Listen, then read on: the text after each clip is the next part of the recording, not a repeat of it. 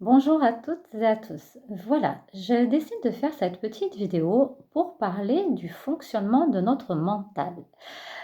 Pour ça, je vais te raconter une petite histoire pour illustrer quand on fonctionne en mode automatique euh, et te montrer que c'est notre inconscient qui nous dirige.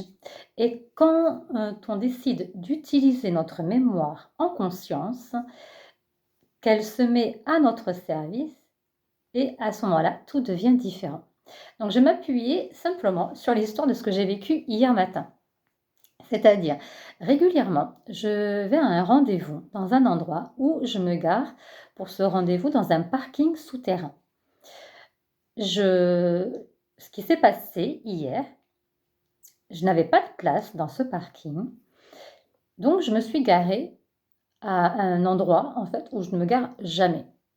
Mon rendez-vous se passe, 2-3 heures après, je sors, je vais pour récupérer ma voiture et là donc machinalement, comme à mon habitude, donc de manière inconsciente, j'étais en mode automatique, je vais pour récupérer ma voiture. Heu et bien, j'étais perdue, je dis: «Mais ouais», voilà, je me posais la question: «Où est-ce que je l'avais mise?»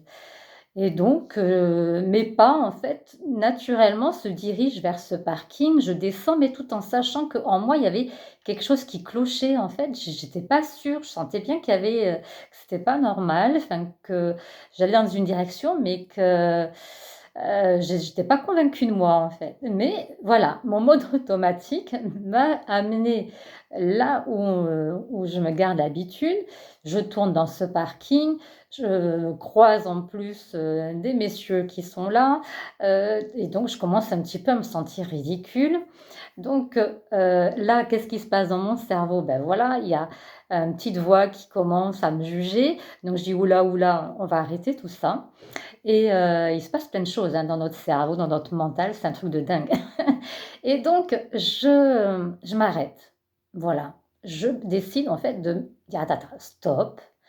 On s'arrête, on respire, je ferme les yeux et là, je vais, recherche dans ma mémoire, en fait, je me vois arriver, à ce rendez-vous et je me refais le fil de l'histoire, en conscience, en me détendant et puis là, tout d'un coup, clac, je vois la place, en fait, où je me suis garée. Je sors toute contente de moi. Je vous raconte cette petite histoire, en fait, parce que là, c'était pas grand-chose. Heu, J'avais perdu ma voiture. Mais il y a bien souvent des moments où on se sent perdu soi-même, dans différents domaines de notre vie. Heu, on fonctionne en mode automatique et voilà, ce que je veux simplement partager avec toi, c'est te rendre compte, comment tu peux switcher en fait ton mental, passer d'un mode automatique inconscient à un mode où, bon, ben là, voilà, je décide que ma mémoire, mon cerveau est à mon service et que je vais faire en sorte de voir clair à l'intérieur de moi. Heu, J'aimerais parler en fait aussi du syndrome de l'imposteur, dépasser les plafonds de verre, mais tout ça, on verra dans d'autres vidéos. Là, tout simplement, c'est voilà, quand on se sent perdu, eh bien, on fait un temps de pause, on respire, on se détend et on demande clairement ce que l'on veut obtenir. Qu'est-ce que je veux trouver?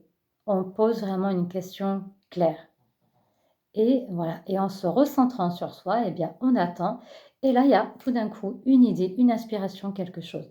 Là, pour moi, je voulais retrouver ma voiture, donc j'ai vu la place, j'ai vu ma voiture où j'étais garée.